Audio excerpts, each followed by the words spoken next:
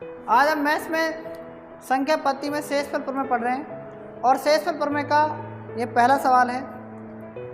हमने कुछ सवाल इसमें करा दिए थे, ये दूसरे पैटर्न के सवाल हैं। और पहला सवाल है, जब factorial 1, factorial 2, factorial 3, factorial 4, factorial 5 plus इस तरीके से 1000 को 10 से विभाजित किया जाता है तो शेषफल क्या होगा। मेरी बात आप समझ गए होंगे कि जो फैक्टोरियल 1 है ना, इसका मान कितना होता है, केवल 1 होता है। फैक्टोरियल 2 का मान कितना होता है, 1 गुणा 2 होता है। फैक्टोरियल 3 का मान कितना होता है, 1 गुणा 2 गुणा 3 होता है। और इसको गुणा करेंगे तो 6 आएगा, इसको गुणा करेंगे तो 2 आएगा। फैक्टोरियल 4 का मतलब क्या होता है, 1 गुणा 2 गुणा 3 गुणा 4, गुणा करो 4 तिया 12, 12 दूनी 24, 24 एकम 24। क्लियर, समझ में आ गया। फैक्टोरियल 5 का मतलब कितना होता है, 1 गुणा 2 गुणा 3 गुणा 4 गुणा 5, मतलब 5 से 1 तक लास्ट तक गुणा, 5 चौक 20, 20 तिया 60, 60 दूनी 120, एकम 120। फैक्टोरियल 6 का मान कितना होता है, 1 गुणा 2 गुणा 3 गुणा 4 गुणा 5 गुणा 6, यह हो जाएगा 720।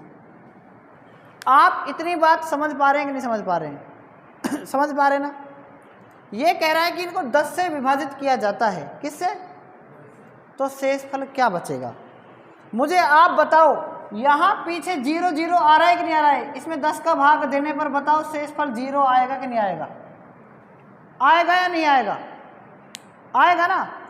आप अगर फैक्टोरियल 7 में अगर भाग देंगे तो भी इसका शेषफल कितना आएगा, चाहे आप फैक्टोरियल 1000 तक भाग दे लो, शेषफल कितना आएगा, 0 ही आएगा। क्योंकि 5 गुणा होता जा रहा है, क्या गुणा होता जा रहा है, सब में 5 आ रहा है, और 5 किसी सम संख्या से गुणा करने पर ये 0 में 0 बना देता है। क्या बना देता है, किसी भी सम संख्या से गुणा करने पर। तो 5 अब इसमें सब में गुणा होता जाएगा ना, देखो यहाँ पर भी गुणा हो रहा है, 1 गुणा 2 गुणा 3 गुणा 4 गुणा 5 गुणा 6 और गुणा में 7। एक 5 देख लो और एक केवल 2 देख लो। अगर 5 दूनी 10, 10 में 0 आ गया और 0 किसी भी संख्या से गुणा हो जाए तो क्या बन जाएगा, 0। और 0 में किसी भी संख्या का भाग देने पर क्या आता है, शेषफल 0 ही आता है। तो बात कहाँ तक चलेगी, इनको जोड़ो, 1 2 6 और 24, 24 और 6 30, 30 और 2 32, 32 और 1 33, 33 में किसका भाग देंगे, 10 का, 10 तिया 30, शेषफल कितना बचेगा, बताओ। ये बात समझ में आई कि नहीं आई आपको, आई या नहीं आई। प्लस का 3 बचेगा शेषफल, कितना बचेगा, ठीक है। अब हमारा दूसरा सवाल है एक नेक्स्ट टाइप में, सुनो ध्यान से। जब 25 की घात 48 को 13 से विभाजित करने पर शेषफल क्या बचेगा। 25 की घात क्या है, 48 है। सॉल्यूशन देखो इसका कैसे होगा। 25 की घात 48 को देखो आप, भाग कैसे देंगे, ऐसे देंगे ना 13 का, ऐसे देंगे इसी प्रकार से। मुझे आप एक बात बताओ, मैं इसको अगर मैं 26 में से 1 घटा दूं, 26 में से क्या घटा दूं, तो 25 बचेगा या नहीं बचेगा, बचेगा। और इसकी घात है 48 और भाग 13। मुझे आप ये बताएं, 26 में 13 का भाग जा रहा है कि नहीं जा रहा, पूरा पूरा जा रहा है ना। 26 में 13 का भाग पूरा पूरा जा रहा है, क्या बचा, -1 बचा। और इसकी घात 48, इसकी घात क्या है, 48।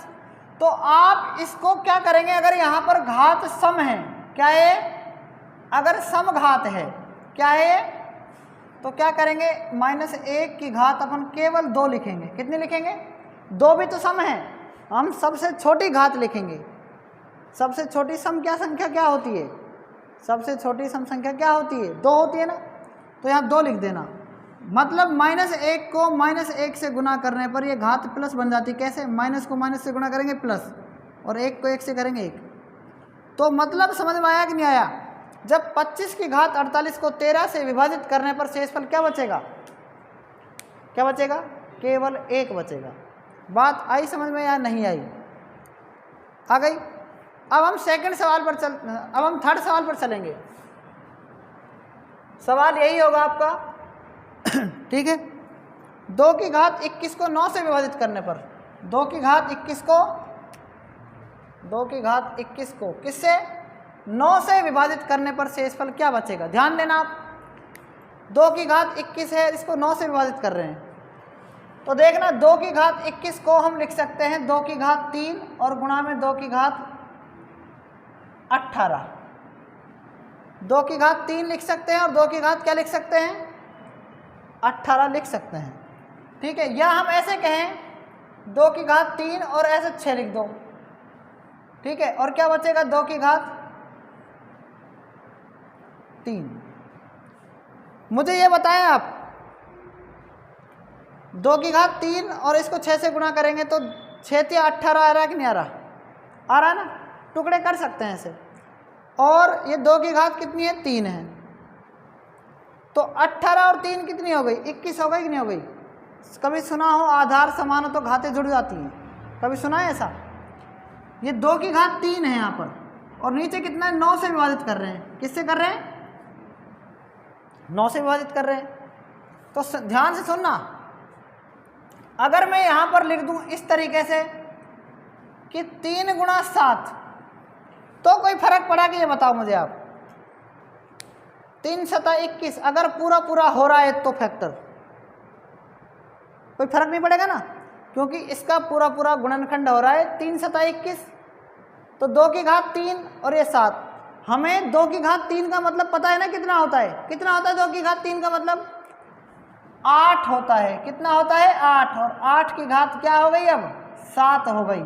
और ये सवाल पहले जैसा बन गया नहीं बन गया बताओ, वही पहला सवाल बना दिया मैंने। ये 8 को क्या लिख सकते हैं 9 माइनस 1 और बटा में कितना है 9। अब बताओ 9 में 9 का भाग जा रहा है कि नहीं जा रहा है, जा रहा है। और माइनस 1 की घात 7 और नीचे कितना है 9 है, उसको छोड़ दो आप। माइनस 1 की घात 7 का मतलब है माइनस 1 की घात सबसे ज़्यादा क्या है 7 है, लेकिन सबसे कम क्या है यहाँ पर विषम घात क्या है यहाँ पर ये विषम, और सबसे छोटी घात क्या होती है विषम में 3। तो माइनस 1 गुणा माइनस 1 गुणा माइनस 1, माइनस को माइनस से करेंगे प्लस, प्लस को माइनस से करेंगे माइनस, इसलिए आंसर कितना आएगा -1। और हमारा एक नियम है कि हम 9 में से 1 घटा देंगे, क्योंकि हमारा शेषफल क्या आ रहा है माइनस में आ रहा है, तो हम भाग देते हैं ना जिसका, उसी में से क्या करते हैं प्लस निकालते हैं। तो ये कितना जाएगा शेषफल 8। बात आई कि नहीं समझ में बताओ, नहीं आई, नहीं आई तो दूसरा एक और सवाल देखो। 2 की घात 22 को 9 से विभाजित किया जाता है, किसको 2 की घात 22 को 9 से। चौथा सवाल देखो, 2 की घात 22 को किससे विभाजित किया जाता है 9 से। देखना 2 की घात 22 को कैसे लिख सकते हैं, 2 की घात 3 सता 21 होता है कि नहीं होता है आप बताओ। 3 सता 21 होता है ना, 21 हो गई, 2 की घात 1 और बची। अब इसमें तो पूरा पूरा फैक्टर हो नहीं रहा ना, इसको 9 से विभाजित करेंगे तो शेषफल क्या बचेगा, सुनना ध्यान से। 2 की घात 3 फिर 3 सता 21, हम 22 को कैसे लिख सकते हैं, 22 को लिख सकते हैं 3 सता 21 और प्लस में 1 लिख सकते हैं 22। तो ये किसकी घात है 2 की घात क्या है 22 है। इसको कैसे लिख सकते हैं 2 की घात 3 फिर उसके ऊपर 7 और फिर गुणा में प्लस में 2 की घात 1, ऐसे ऐसे लिख सकते हैं इसको हम, ठीक है। कैसे लिख सकते हैं 2 की घात 22 को कैसे लिख सकते हैं 3 सता 21 प्लस में 1 22। तो 3 सता 21 का मतलब 3 गुणा 7 लिख सकते हैं, ये गुणा का मतलब ये होता है। आप 21 को कैसे लिख सकते हैं 2 की घात 21 कह दो, चाहे 2 की घात 3 फिर उसके ऊपर घात और 7 ऐसे कह दो, बात एक ही हो। फिर 22 है वहाँ पर 1 और बच गई, 2 की घात 1 और बच गई। तो सुनना ध्यान से, मैंने लिख दिया इसको इस प्रकार से। 2 की घात 3 का मतलब होता है 8, ऐसे 2 गुणा 2 गुणा 2 मतलब 2 की घात 3 का मतलब 8 होता है ना, 2 दूनी 4 4 दूनी 8, 8 की घात 7 लिखा और 2 की घात 1 लिखा फिर 9 का भाग दिया। वही तरीका 8 को क्या लिख सकते हैं 9 माइनस 1, इसकी घात कितनी है 7, नीचे कितना है 9, गुणा में क्या है 2 की घात 1 का मतलब 2 ही होता है। 9 में 9 का पूरा भाग जाएगा, और -1 की घात 7 का मतलब क्या होगा, -1 ही होगा कि नहीं होगा, कितना होगा, -1 होगा, और -1 को 2 से गुना करेंगे तो कितना होगा, -2 होगा। नीचे 9 है, -2 शेषफल आ रहा है, मतलब इससे छोटा अगर माइनस में भी आ रहा है कोई दिक्कत नहीं, 9 में से 2 घटा दो, कितना बचेगा, 7 बचेगा। इसका मतलब हमारा फाइनल शेषफल क्या आ गया, 7 आ गया। कुछ समझ में आया? ठीक। अगला सवाल देखो आप, 35 की घात 37 को 9 से विभाजित किया जाता है। 35 की घात 37 को किससे विभाजित किया जाता है, 9 से विभाजित किया जाता है, तो शेषफल क्या बचेगा। 35 की घात 37 को किससे विभाजित किया जा रहा है, आपकी बार 9 से। सुनना ध्यान से, 9 का पहाड़ा बोलो, 9 का क्या बोलो, पहाड़ा बोलो। क्या 9 के पहाड़े में कहीं 35 के आसपास कोई संख्या आती है, 9 चौक 36 आती है कि नहीं आती है। तो सुनना ध्यान से, 35 को क्या लिख सकते हैं, 36 - 1 लिख सकते हैं, बताओ लिख सकते हैं नहीं लिख सकते, और 9 का भाग देंगे तो ऊपर क्या है 37, 36 में से 1 गया तो 35 की घात 37 और बटा 9, वही तो बात है। लेकिन मैंने क्यों लिखा, क्योंकि 36 में 9 का पूरा पूरा भाग जा रहा है, जा रहा है कि नहीं जा रहा है, क्या बचा, -1 की घात 37। अगर ये विषम संख्या है तो हमेशा -1 आएगा, अगर ये सम संख्या है, घात जो है ना इसकी अगर सम संख्या है तो +1 आ जाएगा। तो ये तो क्या है, विषम संख्या है, तो -1 लिख दो डायरेक्ट, क्लियर है।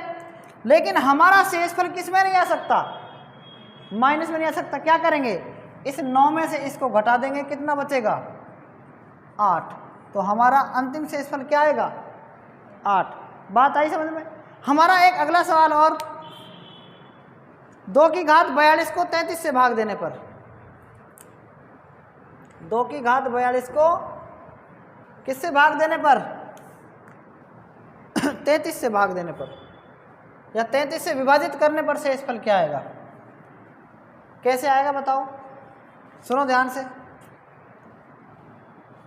2 की घात 33 को हम लिख सकते हैं क्या, सबसे पहले ये देखो 2 की घात 5 का मतलब क्या होता है, 2 गुणा 2 गुणा 2 गुणा 2 गुणा 2, 2 दूनी 4, 4 दूनी 8, 8 दूनी 16, 16 दूनी कितना आया 32।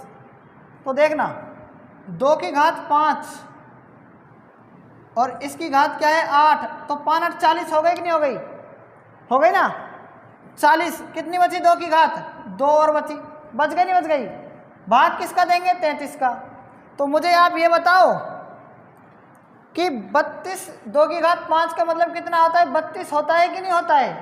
मैं 32 की घात क्या लिखूंगा 8, और 2 की घात 2 को क्या लिख दूंगा 4, और भाग किसका देना है 33 का।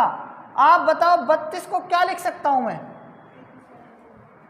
क्या लिख सकता हूं 33 माइनस, लिख सकते हैं ना वही तरीका, 33 माइनस 1 और इसकी घात 8 और गुणा में कितना है 4, भाग किसका 33 का। 33 में 33 का भाग जा रहा है कि नहीं जा रहा है, और -1 की घात 8 का मतलब सम होगा कि विषम होगा बताओ। मैंने कहा था ना अगर इसकी सम घात है तो -1 नहीं है प्लस का 1 बन जाएगा, और ये 4 से गुना होगा तो कितना 4 एकम 4। 4 जो है ना ये 33 से छोटा है, अगर बड़ा आता ना तो उसमें हम इसको फिर से भाग देते, तो शेषफल कितना आ गया आपका 4 आ गया। समझ में आया कि नहीं आया। आपका अगला सवाल नेक्स्ट, 3 की घात 55 को 82 से विभाजित किया जाए। 3 की घात 55 को 82 से विभाजित किया जाता है तो शेषफल बताओ कितना होगा। ये आपको प्रश्न कमेंट बॉक्स में बताना है, ठीक है, और आंसर देना है कि जब 3 की घात 55 को 82 से विभाजित करने पर शेषफल क्या बचेगा। क्लियर है, आगे हम कल पढ़ेंगे, ठीक है।